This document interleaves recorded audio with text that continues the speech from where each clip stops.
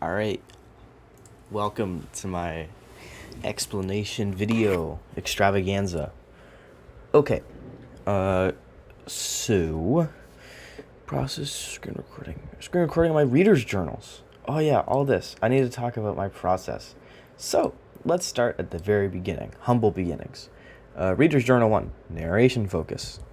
Um, Well, I was going in from grade 10 to grade 11 thinking, like, oh, I'll do literary devices, blah, blah, blah, blah, blah. Whatever. Boring stuff. But no, I did better things. I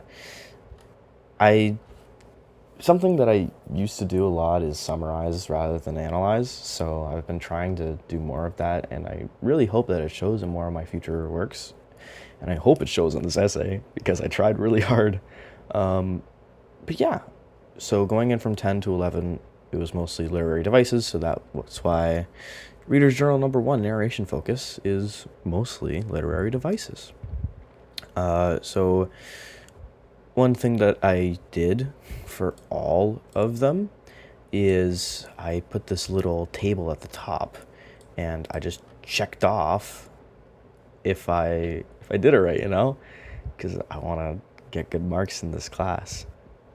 This was when I was doing the audiobook because I couldn't find anything, but I tried to use a lot of words to sort of get my thoughts out and like make connections, blah blah blah, all that fun stuff.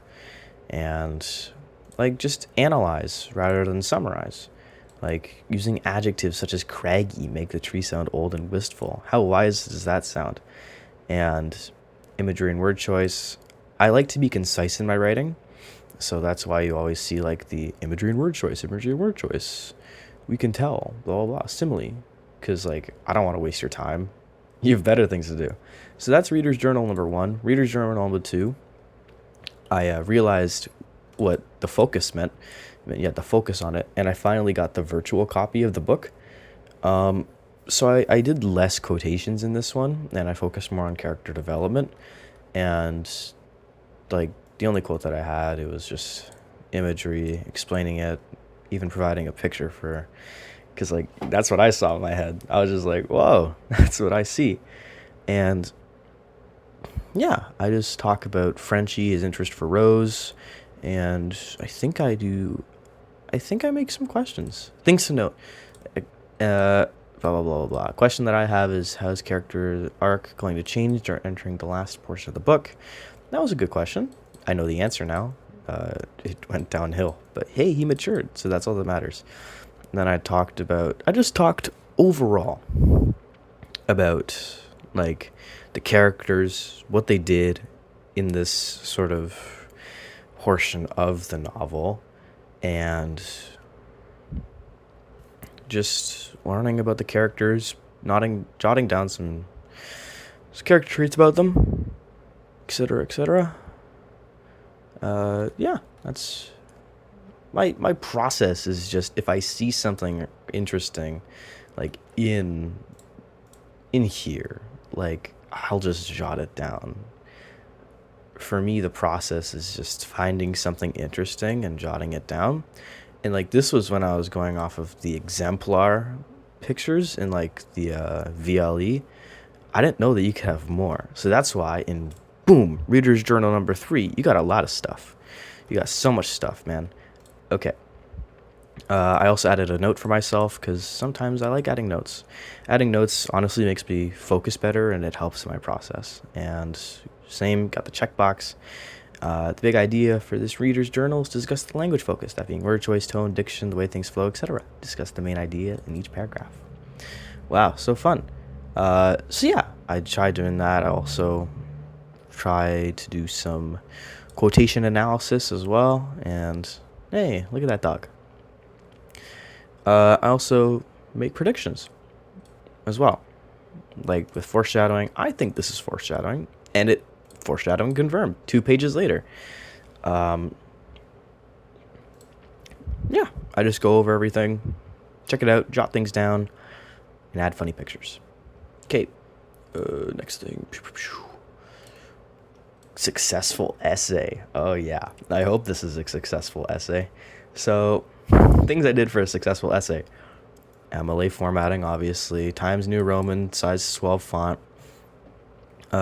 fixing quotations as they need to go, italicing, is that a verb? Italicizing the titles. And as I said previously, I am trying to add more analysis into this rather than summarization. And I revised this entire thing like 5 times. So I really hope that it shows analysis. But, oh, one thing that aided my process: I used an essay that I did last year in grade 10 as sort of like it could help me. Oh, I need to fix the title. We'll do that later. But I used this essay that I had here to aid in this one because, like, I think that it is. I think that it is important to learn off of previous works, etc. Blah blah blah. So I did that. Okay, great. This is going to be longer than 10 minutes. I feel so bad for you, Miss Rook. Okay, answer to the prompts. What were your first steps in finding quotes and beginning your analysis? I guess I was always doing the analysis, and finding quotes. Because, whenever I was either listening to it or reading it, I was just like, what would help in my essay? Because if you go into something knowing that, it's like reading all the questions before you... It's reading all the questions before reading the book. You know what you're looking for. So I knew what I was looking for because I set myself up for success in the past. Therefore, I was able to start finding quotes and beginning my analysis more towards the beginning of the entire reader's journey synopsis or whatever. The trilogy. Okay, how did I come up with my thesis statement? Wow, that's a great question. In this beautifully made thesis statement, I already knew what I was going to talk about in my essay. I just needed to put it on paper or doc.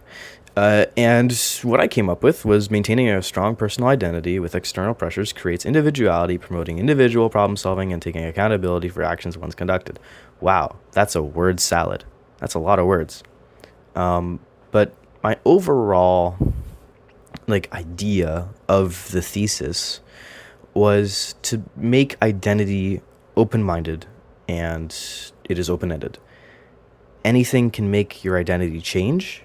You are the one in charge of making sure that it doesn't, for the better. You know what I'm trying to say? If your identity changes, is it for the better? Is it for the worse? Are you adapting your identity to your surroundings, to people, to traumas, etc.? So that's what I was trying to get at in my new thesis 2.0 over here. In the Marrow thesis, a strong personal identity is not fixed as it differs due to external pressures, individuality, independence, individual problem solving, and taking accountability for actions. Wow, such a great thesis statement, Alex. Level 4. Okay. What specific changes did you make based on teacher feedback and the rubric? Well, I changed my thesis because you told me to, so I did. And when I emailed you, I tried looking out for these things in my writing, so I know what not to do, what to do, How did the changes you made impact the overall success of your essay? I think that it made it better because it's just adding to my work, It's smart thinking. It's putting more analysis, more thought, more care, more time, effort, blah, blah, blah, into the work. And I feel like that is extremely important when you want to put out such a good product that is also highly academic and worth a lot of this mark. And I should probably not be talking like this. I should probably talk more formally, but please be nice. This is how I am all the time. Okay, you will submit your essay. Did I do the discussions? Hold on. Discussion posts. Yes. An outline. Okay. Outline. This is my outline. I am very, very, very sloppy when it comes to making outlines. I try and make like a format and all that stuff, but it ends up just going off the rails because that's how I tend to be sometimes, and make little comments about myself, telling me like, analysis, so what? And just telling myself like, discuss themes of influence, talk about individuality, and these carry out into the actual essay that I wrote. And like the theme, the thesis, I changed it. I had a little check mark. Like all these little details, like the check mark and the TBD, they all add to like my own learning, because I find that it is very, very important to make like your notes detailed and your notes organized as well, and just set yourself up for success in the future so you know what you're doing, you know? Discussions. Do you mean like all of them? There's a lot of them. Activity. Oh my God. July 12th? That was like 9 days ago. Okay, so we have to go through each of them individually together. So activity 2, word choice and effect. Voice. What just happened? No. Go back. Okay. Mind map.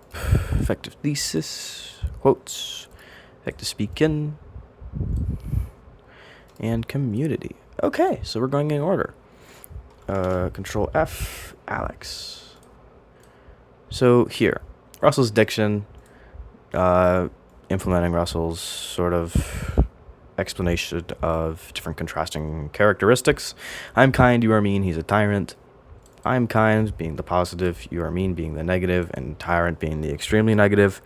This would show that the person is really, really mean.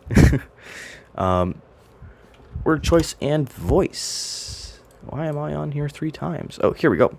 So my goal of these really big paragraphs was to try and convey like the different cultures. In different cultures, it's different. No kidding. And I tried to implement that with my sentence structure. Like when I say big semiconductors in the world, everyone knows it, even Taiwan. That's a simple sentence. Just saying, even Taiwan knows. What? But I just wanted to show that like representation isn't always necessary if you already feel that you're represented enough. And I guess in Taiwanese culture, they don't really care about representation because it's already represented in everyday life. The food, culture, traditions, celebrations, etc. Cool. Great explanation, Alex. Okay. Mind map. My beautiful mind map with unread comments. Okay, mind map. I made this in like 10 minutes. Or 15, I don't remember. But my process is just like, I brainstorm on paper all the time, because it's just easier for me. I can just get it all out. It's much easier for me to write on paper rather than typing on a computer. It promotes more like individualistic thinking, etc. And I wrote all this down on paper, and then I transferred it onto the big computer, big scary computer, and just jotted it all out, and then wrote my explanation down, like why, how, who, what, where, when, how, why, etc. And I try and do that for all of these future discussion posts. Characteristics of an effective thesis. This is how I did mine. I did mine not only like, yeah, I took some stuff from my other classmates to sort of like help with like what makes an effective thesis, but I also just read like the post and put it in my own words and like sort of twisted it a little bit so it is different, but I'm getting the idea somewhere else. But don't get me wrong, these are all very original ideas. It's just like sometimes when your brain doesn't want to work, you need help. So I got help over here, and then I actually did what the post asked and asked a question. Okay, great. Quotes with literary devices for mine.